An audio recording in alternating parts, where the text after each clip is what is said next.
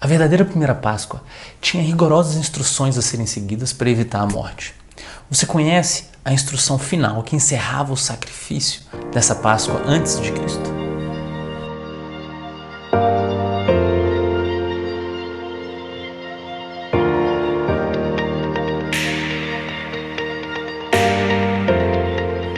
Um povo escravizado no Egito por diversas gerações. Um povo com forte tradição religiosa, que busca liberdade principalmente para viver essas tradições, para adorar a Deus como foram ensinados por seus antepassados. E esse povo fica sabendo que tem um maluco disposto a enfrentar o faraó, Ramsés II, por essa liberdade. E esse maluco não só sobrevive às diversas e intensas discussões com o faraó, como ele começa a realizar feitos difíceis de explicar. Ele faz a água do rio virar sangue. Ele faz rãs, piolhos, moscas, gafanhotos invadirem a cidade. Ele faz chover granizo. Ele faz animais morrerem. O maluco, que se chama Moisés, avisa o faraó que Deus vai mandar uma última praga, a morte de todos os primogênitos, todos os filhos mais velhos.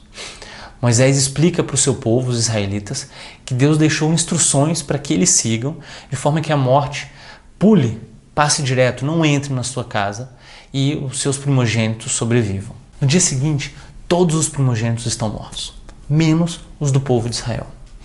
O faraó, que perdeu então o seu filho mais velho, resolve libertar o povo de Israel, permitindo que eles iniciem então o êxodo na direção da terra prometida. Essa é a história da primeira Páscoa.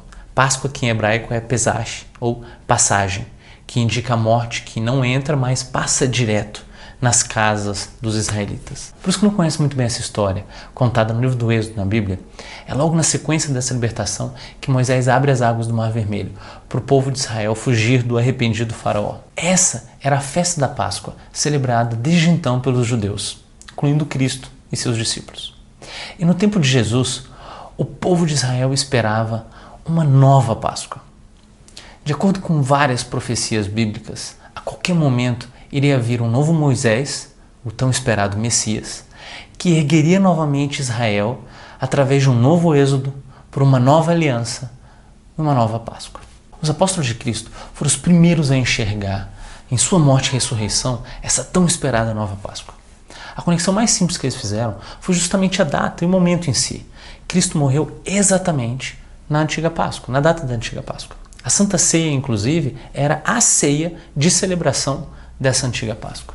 Outras claras conexões feitas pelos apóstolos levam em consideração quão forte foram replicadas em Cristo as detalhadas instruções passadas ao povo de Israel, lá na primeira Páscoa, de como tinham que proceder para que suas casas fossem puladas pela morte, para que seus primogênitos sobrevivessem. Dentre vários outros detalhes, as instruções falavam que um cordeiro imaculado deveria ser sacrificado. Esse cordeiro, ao ser morto, não podia ter nenhum de seus ossos quebrados. E as casas que seriam puladas deveriam ser marcadas com o sangue desse cordeiro, utilizando para isso o ramo de um tipo de planta específica chamada hisopo. É incrível perceber como essas instruções são igualmente respeitadas na Páscoa de Cristo. Cristo era o Cordeiro de Deus, imaculado, sem mancha, sem pecado, chamado assim já desde o começo por João Batista. Em sua morte, os soldados que quebram os ossos dos ladrões que estão com ele, os evangelhos deixam claro que eles não quebraram os ossos de Cristo. E terceiro, João, no seu evangelho, deixa muito claro que no finalzinho, logo antes de morrer, a vara que é utilizada para dar de beber a Cristo é exatamente, especificamente, de hisopo. Esses são alguns detalhes que mostram uma completa relação entre as instruções da Páscoa do Egito e os acontecimentos da Páscoa de Cristo. É legal descobrir também, nas fontes judaicas antigas, que os cordeiros daquela Páscoa anterior a Cristo eram sacrificados numa forma que lembrava uma crucificação. Além das fontes judaicas, Justino Mártir, um cristão, também registra como que isso acontecia. Olha o que ele fala. O cordeiro é assado disposto na forma de uma cruz. Um espeto é transpassado das partes inferiores até a cabeça e outro no dorso, no qual são presas as patas do cordeiro. Os cordeiros daquelas antigas Páscoas já previam como Cristo ia morrer, como ele ia ser crucificado. Apesar das pessoas em geral hoje em dia não conhecerem tanto sobre aquela primeira Páscoa do Egito, os judeus da época de Cristo conheciam. Eles viviam isso todo ano, desde que nasciam. Eles conheciam cada detalhe, cada parte daquela bem específica celebração, que não era apenas uma lembrança, mas era um reviver, era fazer parte na primeira Páscoa. E eles conheciam então muito bem a última instrução dada por Deus a Moisés naquela Páscoa. O sacrifício não terminava com a morte do cordeiro, mas apenas quando a família tivesse comido a carne do cordeiro. Só aí o sacrifício terminava. E o comer a carne do cordeiro era algo que era definido para ser feito de uma forma solene. Fala assim: para comer a carne, tereis cingidos os vossos rins, vossas sandálias nos pés e vosso cajado na mão. As informações passadas por Moisés eram claras. Para a morte pular a casa de cada família israelita, eles teriam que seguir as instruções. Se as instruções não fossem seguidas, o primogênito seria morto.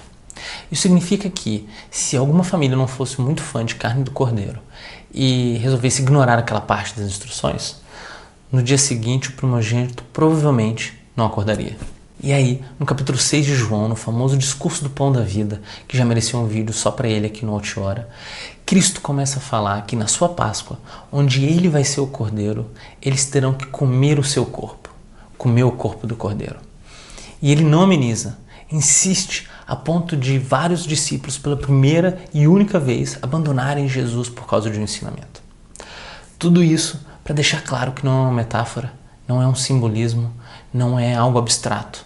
Assim como não era lá na primeira Páscoa, na Páscoa do Egito, onde eles tinham que não só sacrificar o cordeiro, mas também comer ele. Na sua Páscoa, Cristo fez algo incrível. Não só se ofereceu como Cordeiro de Deus para o sacrifício, como nos deixou participar ativamente dele, nos deixando responsáveis individualmente por terminá-lo, executando a última instrução: comer o cordeiro, a Eucaristia.